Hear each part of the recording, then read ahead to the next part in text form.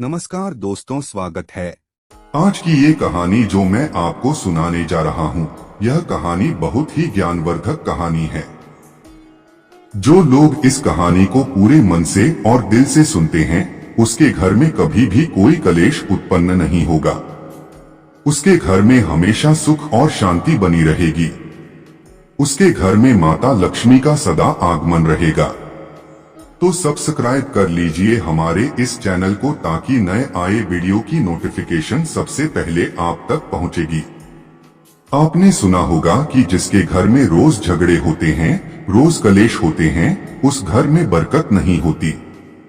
उस घर में कभी माता लक्ष्मी का आगमन नहीं होता, और जिसके घर में सुख शांति होती है, उसके घर में सुख समृद्धि की आगमन होती है, और माता लक्ष्मी का निवास उसके घर पर सदा बना रहता है।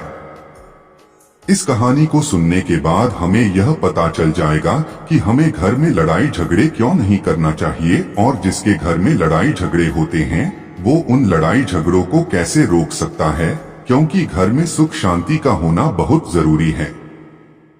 क्योंकि जहाँ सुख शांति होता है वहीं माता लक्ष्मी निवास करती है। जहाँ क्लेश उत्पन्न होते हैं, लड़ाई झगड़े उत्पन्न होते हैं, वहाँ माता लक्ष्मी का वास नहीं होता। वहां पर दुख और दारिद्र्य का निवास होता है। हो सके तो इस कहानी को पूरा सुने। यह कहानी आपके जीवन में बहुत सीख देगी। यह बहुत ही ज्ञानवर्धक कहानी है। इसे जरूर सुने। एक मोर और मोरनी की कहानी। इससे पहले कि आप हमारी कहानी में खो जाएं, चैनल को सब्सक्राइब करके बेल आइकन को प्रेस करना ना भूलें। चलिए कहानी शुरू करते हैं। एक जंगल में एक मोर और मोरनी रहते थे।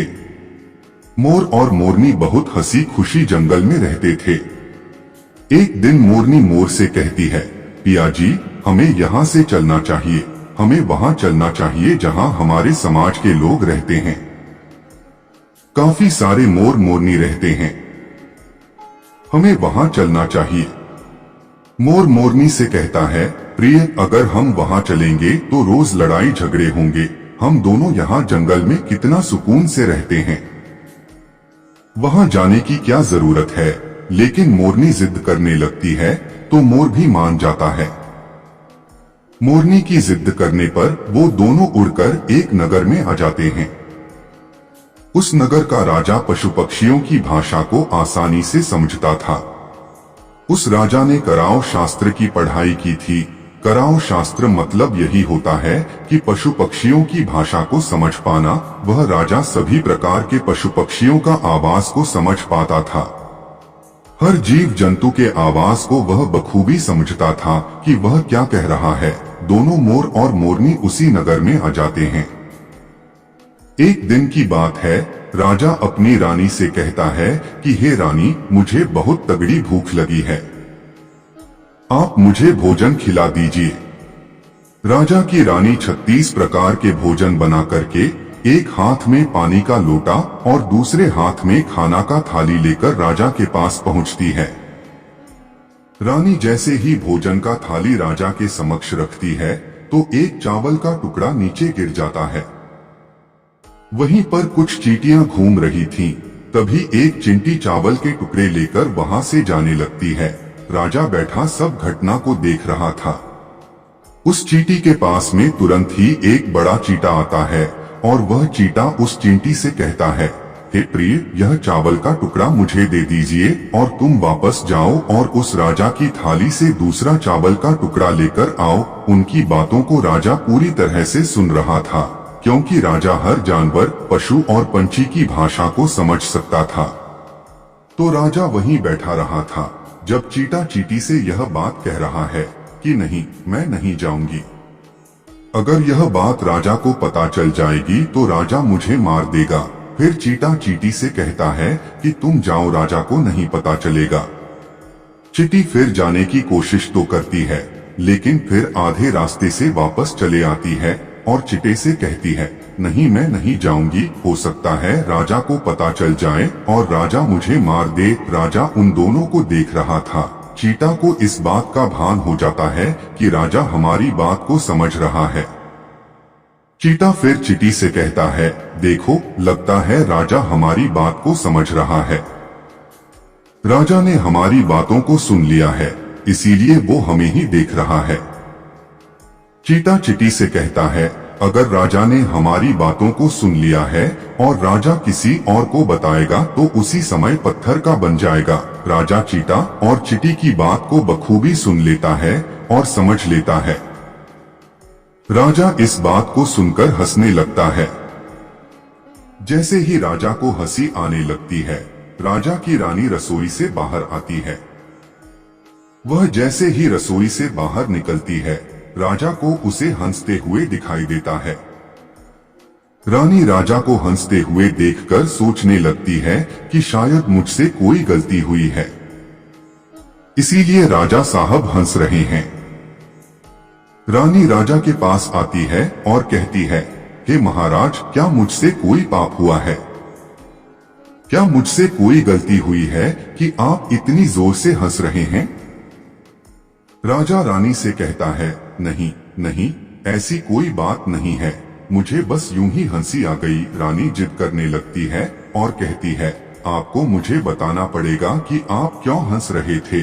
राजा बार बार मना करता है, क्योंकि राजा को पता था कि चींटी ने कहा है कि अगर मैं चींटी वाला बात किसी को बताऊंगा तो मैं पत्थर का बन जाऊंगा। इसीलिए राजा रानी को यह बात नहीं बताना चाहता था, लेकिन रानी बार बार जिद करती है और कहती है, आपको मुझे बताना ही पड़ेगा कि आप क्यों हंस रहे थे। अगर आप मुझसे सच्चा प्रेम करते हैं, अगर आप मुझे अपना समझते हैं, तो आपको यह बताना पड़ेगा कि आप क्यों हंस रहे थे। राजा अब धर्म संकट में पड़ गया है। राजा सोचता है, अगर मैं यह बात रानी को बताऊंगा तो मैं पत्थर का बन जाऊंगा, और फिर सोचता है, अगर मैं नहीं बताऊंगा तो रानी का विश्वास खत्म हो जाएगा। रानी बहुत जिद करने लगती है। कहते हैं ना कि प्रिया हट और बाल हट बहुत तगड़ी होती है। इन दोनों हट से हमेशा बच के रहना चाहिए। रानी के प्रिया हट के सामने राजा को झुकना पड़ता है और राजा रानी से कहता है, ठीक है, अगर मैं आपको बताऊंगा तो बाद में आपको पछताना पड़ेगा। रानी कहती है कि अभी तो आप कह रहे थे कि कोई बात नहीं है, अभी आप कह रहे हैं कि मुझे पछताना पड़ेगा। रानी कहती है कि जरूर कोई तगड़ी बात है, और रानी और ज्यादा जिद करने लगती है। तब राजा कहता है कि तब ठीक है, अगर आप नहीं मान रही है तो चलिए मैं किसी जंगल में आपको एक बात बताऊंगा। राजा रानी रथ पर सवार होकर के जंगल के लिए निकल जाते हैं। जैसे वह घोर जंगल में पहुंच जाते हैं, तब राजा सारी बात रानी को सुनाने लगता है। जैसे ही राजा थोड़ी थोड़ी बात रानी को सुनाते गया, वैसे वैसे वो को धीरे धीरे पत्थर का बनता गया। जैसे राजा ने आधी बात रानी को सुनाई, वह आधा पत्थर का हो गया। राजा फिर रानी से कहता है, हे रानी, मैं धीरे धीरे पत्थर का बनता जा रहा हूँ, तुम बाद में बहुत पछताओगी। रानी कहती है, रे राजा साहब, हे महाराज, थोड़ी सी बात बची है, आप उसे भी सुना दीजिए। राजा पूरी बात बता देता है और राजा पूरा पत्थर का बन जाता है। रानी की इस जिद के कारण राजा पूरा पत्थर का बन जाता है। रानी रोने लगती है और रानी उस पत्थर को हिलाने की कोशिश करती है, लेकिन भारी भरकम पत्थर कैसे हिला पाती, क्योंकि राजा बहुत ही भारी था। राजा पत्थर का बन जाता है और उधर रानी सर पटक कर रोती है, छाती पीटती है, विलाप करती है और किसी जीव जंतु से सहायता के लिए गुहार करती है।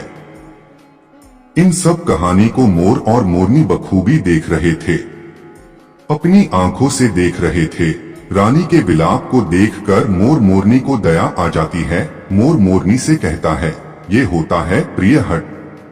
अपनी इसी प्रिय हट की वजह हम उस जंगल में कितना खुशी खुशी रहे थे और यहाँ चले आए। मोरनी मोर से कहती है कि प्रिय, ये रानी बहुत दुखी हो रही है, हमें इसकी सहायता जरूर करनी चाहिए। ये इतना विलाप कर रही है, इसकी ज्यादा तो सहायता हम नहीं कर सकते, लेकिन कम से कम इसको धीरज तो दे ही सकते हैं, यानी उसको विश्वास तो हम दिला ही सकते हैं। यही सोचकर मोर और मोरनी उस रानी के पास जाते हैं और जाकर के रानी को कहते हैं कि रानी साहिबा, जो हुआ वो तो गलत हुआ, लेकिन आप जरा धीरज रखिए, अपने आप को थोड़ा संभालिए। आपके पीछे पूरा राज्य है, राजा तो पत्थर का हो चुका है, अब आपको आपके राज्य का कारोबार आपको ही संभालना है। रानी मोर मोरनी की बात सुनने के बाद कहती है, भाई मोर मोरनी, मैं अपने आप को कैसे संभालूं, क्योंकि अब तो मेरा संसार ही उजड़ गया है, क्योंकि मेरा पति परमेश्वर पत्थर का बन चुका है, और मैं क्या करूं। रानी की यह बात सुनते ही उधर मोरनी के मुख से यह निकल जाता है, राजा पत्थर के कैसे हो गए? राजा तो इंसान थे, अच्छे भले थे, लेकिन ये पत्थर के कैसे हो गए? रानी वही बात बताने लगती है जो राजा ने चींटी वाली बात रानी को बताई थी। रानी वही बात मोर और मोरनी को बताने लगती है, और रानी भी धीरे धीरे करके पत्थर की बन जाती है। और जब रानी पत्थर की हो जाती है और राजा तो पत्थर का हो ही चुका था, जब दोनों पत्थर के हो जाते हैं, उधर मोर मोरनी को चिंता सताने लगती है। उधर मोर और मोरनी बहुत दुखी हो जाते हैं। मोर मोरनी को यह चिंता सताने लगती है कि यह विपत्ति हमारे ऊपर भी आ सकती है, क्योंकि राजा भी उसी चींटी वाले बात से पत्थर का हो चुका है और रानी भी उसी चींटी वाली बात से पत्थर का हो चुकी है। मोर मोरनी से कहता है, हम पर भी खतरा मंडरा रहा है, क्योंकि तुम स्त्रियों से कोई भी बात छिपती नहीं है। मोरनी मोर से कहती है, पिया जी, यहाँ से हम दूर चले क्या? मोर मोरनी से कहता है, हे बेवकूफ, दूर जाने से क्या फायदा है? यह संकट तो धरती के किसी भी कोने में हमारा पीछा नहीं छोड़ेगा, यह खतरा तो हमेशा हमारे ऊपर मंडराते रहेगा। अगर जाने अनजाने में यह हमारे मुख से निकल गई तो हम भी पत्थर का बन जाएंगे। इसी बात को लेकर मोर और मोरनी बहुत दुखी हो जाते हैं, बहुत चिंतित हो जाते हैं। रात दिन उनको यह दुख खाया जाता है। यह सोचकर वे ना भोजन करते हैं और ना चैन से सोते, बस रात दिन उनको यही दुख सताती है, यही टेंशन रहती है कि यह बात उनके मुख से निकल न जाए। यदि हमारे मुख से ये बात भूल कर भी निकल गई तो दोनों पति पत्नी पत्थर का बन जाएंगे। यही सोचकर मोर ने दिमाग लगाया कि यदि मैं सारी चींटियों को खत्म कर दूं तो यह सब खत्म हो सकता है, क्योंकि ये सारा कराधरा तो चींटियों का है। मोर मोरनी से कहता है, प्रिय, अगर हम सृष्टि से सारी चींटियों को खत्म कर दें तो चींटियों का संकट समाप्त हो जाएगा। और मोर मोरनी इस बात से राजी हो जाते हैं और सभी चींटियों को मारकर खाना शुरू कर देते हैं। मोर और मोरनी का इतना आतंक हो गया था कि सभी चींटियां डर के मारे और बिल खोद के धरती के अंदर जाकर छिप गई। मोर और मोरनी ऐसी निगरानी रखते हैं कि उन्हें जहां भी चींटी दिखती है तुरंत दबोच लेते हैं। कोई भी चींटी मोर और मोरनी के इस आतंक के वजह से बाहर ही नहीं आती थी। सभी चींटियों ने जमीन के अंदर अपना बिल बनाना शुरू कर दिया और जमीन के अंदर ही जाकर बैठ जाती। काफी समय बीतने के बाद चींटियों को भूख सताने लगी, क्योंकि भोजन तो बिल में मिलता नहीं, भोजन तो बाहर मिलता है। जैसे भोजन लेने के लिए चींटी बाहर आती, मोर उसे दबोच लेता है और उसे जान से मार देता। एक चींटी और एक चिता बिल के अंदर भोजन के लिए तड़पते हुए श्री हरि विष्णु का जोरदार भजन करने लगे। भक्ति करते करते उन्हें ये भी मालूम नहीं था कि वह कहाँ है, कहाँ नहीं है। वे घोर तपस्या में लीन हो गए। अंत में जाकर श्री हरि विष्णु उन्हें दर्शन देते हैं और भगवान विष्णु कहते हैं, चिटी चिटा, जो तुम्हें मांगना है मांग सकते हो, हम तुम्हारे भक्ति से प्रसन्न हैं। क्योंकि चिंटा और चींटी ने निरंधार भक्ति की थी, ना ही कोई जल ग्रहण किया, ना ही अन्न, इसलिए भगवान विष्णु बहुत जल्दी प्रसन्न हो गए और आकर कहने लगे, जो तुम्हें मांगना है मांग सकते हो, हम तुम्हारी भक्ति से बहुत प्रसन्न हैं। उधर चिंटा और चींटी ना जाने कितने दिनों से भूखे और प्यासे थे। दोनों एक ही बात कहते हैं, हे प्रभु, अगर आप हमें वर देना चाहते हैं तो हमारे पेट में गांठ लगा दीजिए। उन्होंने सोचा, अगर हमारा पेट नहीं होगा तो हम बाहर क्यों जाएंगे और मोर मोरनी हमें नहीं खाएंगे, इसीलिए उन्होंने मांगा, हे प्रभु हमारे पेट में गांठ लगा दीजिए। भगवान विष्णु कहते हैं, तथास्तु, और चींटियों के पेट में गांठ लग जाती है। आज भी उन चींटियों के पेट में गांठ लगी हुई है। चींटियों का पेट नहीं होता। फिर चिंटा और चींटी भगवान विष्णु से कहते हैं, प्रभु हमारे पेट में तो गांठ लग गई है, लेकिन अभी भी हमें मोर और मोरनी से खतरा है। मोर और मोरनी हमारे इंतजार में अभी भी ऊपर जमीन पर बैठे हैं और जैसे ही वे लोग हमें देखेंगे वे हमें मार देंगे। भगवान विष्णु मोर से कहते हैं, हे मोर, तुम चींटियों का शिकार करना बंद कर दो। इसमें चींटियों का कोई दोष नहीं है। जो दोषी था वो राजा था, क्योंकि राजा ने कराओ शास्त्र की पढ़ाई की थी, इसीलिए वो सभी जीव जंतु का भाषा को समझने में सक्षम था। उसके साथ साथ वो जिन भाषा को समझता था उनका रूप बदलने में भी सक्षम था। पशु पक्षियों का वह रूप धारण किया करता था और जब वह राजा रूप धारण करता था उन पक्षियों के साथ संभोग भी किया करता था, और जब वो पशु पक्षी गर्भ धारण करते थे तो वो उन्हें छोड़ करके इंसान बन जाता था और फिर ऐसी पशु पक्षियों पर वह जोर से हंसता था। इसकी ऐसी मूर्खता के कारण ही आज ये राजा पत्थर का बना पड़ा है। मोर कहता है, हे प्रभु, उनकी पत्नी का उनकी रानी का क्या दोष है। श्री हरि विष्णु कहते हैं कि उनकी पत्नी भी उनके इस पाप में भागीदारी है, क्योंकि उनकी पत्नी अगर उनको रोकती तो वह इतना बड़ा पाप नहीं करता। इसीलिए उनकी रानी भी इस पाप की भागीदारी है, इसलिए आज वो भी पत्थर का बन चुकी है। श्री हरि के समझाने के बाद मोर उनसे कहता है, हे प्रभु, पर इस बात को हम किसी और से कहेंगे जो कि रानी ने हमें सुनाई है, तो क्या हम पत्थर के बन जाएंगे। श्री हरि विष्णु कहते हैं कि तुम्हारा यह श्राप अब समाप्त हो चुका है, तुम्हें किसी से कहने पर कोई फर्क नहीं पड़ेगा। आप किसी से भी कह सकते हैं, तुम्हारे ऊपर से खतरा टल चुका है। मोर और मोरनी बड़ी प्रसन्न हो जाते हैं। उनका खुशी का कोई ठिकाना नहीं था। श्री हरि विष्णु अंतर्ध्यान हो जाते हैं और चले जाते हैं, और इधर मोर मोरनी का खुशी का कोई ठिकाना नहीं था। अगर किसी जानवर को, किसी पशु को खुशी होती है तो वह झूमने लगता है, नाचने लगता है। यही बात मोर के साथ हुआ।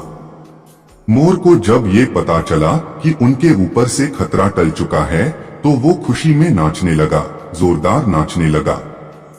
उसकी खुशी का कोई ठिकाना नहीं था। वह खुशी के मारे पागल हो रहा था। फिर जैसे ही मोर खुशी के मारे अपने पैरों के नीचे देखता है कि फटे बदसूरत पैर मोर के बने हुए थे, मोर अपने पैरों को देखकर रोने लगता है। मोर सोचने लगता है कि पहले मेरे पैर इतने सुंदर थे, लेकिन आज इतने फटे और गंदे कैसे हैं। मेरा पूरा बदन सुंदर है, लेकिन मेरे पैर इतने फटे और बदसूरत कैसे हैं। मोर के पैरों का फटने का कारण चींटी खाना था, क्योंकि उसमें बहुत सारी चींटियां मार मार कर खा गई थीं और मोरनी भी उन्हें खा गई थी, इसीलिए उनके पैर फट गए थे। आज भी कोई इंसान अगर चींटी खाता है तो उसके शरीर में छोटे छोटे दाने पड़ जाते हैं। यदि आप ज्यादा मात्रा में चींटी खाओगे तो आपका बदन भी फटने लगेगा। सांप केंचुली क्यों छोड़ता है? क्योंकि सांप चींटी खाता है और इसीलिए उसके शरीर में फट जाता है, अलग हो जाते हैं। इसी तरह मोर के पैर फट गए थे और वे बदसूरत हो गए थे, इसलिए मोर अपने पैरों को देखकर जोर जोर से रोने लगा। मोरनी मोर को धीरज रखवाती है और कहती है, जो हुआ वो तो हो गया, रोने से क्या होगा। मोर नाचता और जोर जोर से रोता है, इसलिए उसकी आंखों से आंसू की धारा बह रहे थे। मोरनी मोर को धीरज रखवाती है और उसके आंसुओं को नीचे गिरने से रोकती, लेकिन रोक नहीं पाती। मोरनी के हाथ तो है नहीं, लेकिन अपनी चोंच से एक एक आंसू को उठाती और अपने मुख में रखने की कोशिश करती, लेकिन कितना अपने मुख में रखती, सीधे मोरनी के पेट में चले जाते। इस तरीके से हर बार मोरनी मोर के आंसुओं को रोकती और मोर नाचता और खूब जोर जोर से रोता। मोर के आंसुओं को देखकर और मोरनी के प्यार को देखकर भगवान श्री हरि फिर से दर्शन देते हैं और मोरनी को आशीर्वाद देते हैं और कहते हैं कि तुम्हारा प्रेम ऐसे ही सदा बने रहे। इस आशीर्वाद के वजह से अब इसे आशीर्वाद समझिए या श्राप, इसकी वजह से मोर कभी संभोग नहीं कर पाता, क्योंकि मोर जब नाचता है तो उसकी आंखों से आंसू गिरते हैं और उन आंसुओं को मोरनी चुकती है और उसी आंसुओं के कारण मोरनी गर्भवती हो जाती है। भगवान श्रीहरि मोर और मोरनी को आशीर्वाद देते हैं और कहते हैं कि तुम्हारी भक्ति धन्य है और तुम धन्य हो। एक समय ऐसा भी आएगा कि तुम्हारे पंख को हम मुकुट बनाकर धारण करेंगे। इसलिए कहते हैं कि जब श्री कृष्ण के रूप में श्री हरि धरती पर आते हैं तो वह मोर का पंख अपने मुकुट में धारण करते हैं। इस कहानी में बस इतना ही और हम आशा करते हैं कि इस कहानी से आपको बहुत कुछ सीखने को मिला होगा।